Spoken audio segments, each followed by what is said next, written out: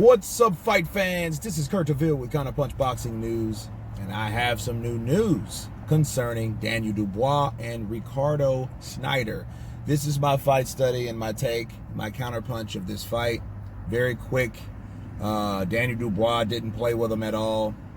He started in fast, working the jab, everything behind the jab. He stalked him for the first minute of the first round, and he seen that there was nothing coming back from Ricardo. Ricardo, even though he only had one loss, he was way over his head. He wasn't really committing to punches. His jab, he would pump the jab out of just to stay busy. Nervous energy from Ricardo. And Daniel Dubois, jab, right hand, left hook. Then every so often he would come with the right. Took him down for the first time. Boom. Left hook to the body. It was a hard punch. It landed right. Got right back up. Same thing. Got right back up. Same thing. He was saved by the bell pretty much. Round two. Same thing. By the fourth knockdown, the body punches were hurting Ricardo. He couldn't take them.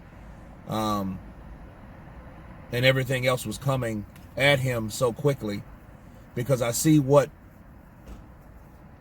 Triple D does. Daniel Dubois, if you notice, this is like his 10th, 11th first round knockout or second round knockout. It looks impressive, but at the end of the day, it could be his downfall if someone's able to get out of there with him.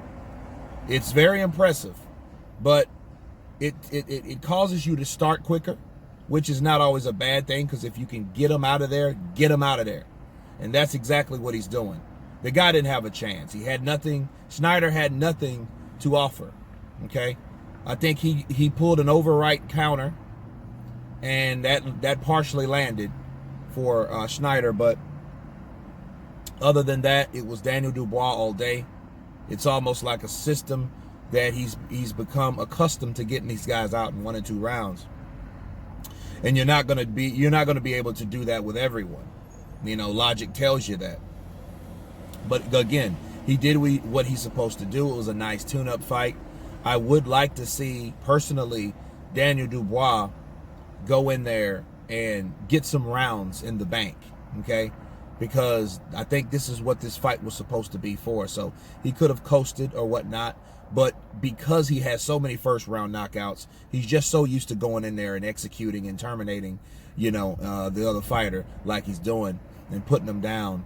And he did that 4 times. It was very impressive, but it was nothing to, it was nothing that answered anything. It just showed you more of the same of Daniel Dubois, Triple D, doing in there and putting these guys down and getting these guys away. Okay, so very impressive knockout, body punching. You know, Daniel Dubois, I can see why Frank Warren is trying to push him to fight someone like Dillian White, so he can get a good fight or a big fight like that, just to put his name with that. And if he can pull an upset and beat Dillian White, you know, he'll be right up there with the rest of those guys.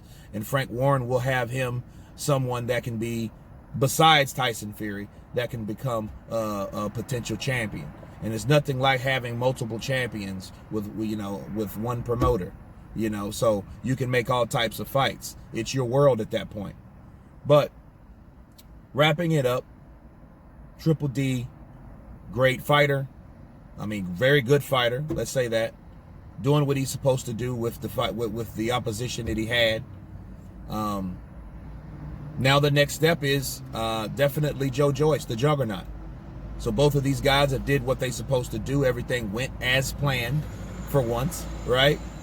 And we'll see these guys come together soon to see who's better. But anyway, you guys tell me what you think about Daniel Dubois, Ricardo Snijder. Of course, please subscribe. And you guys been Counterpunch. Peace.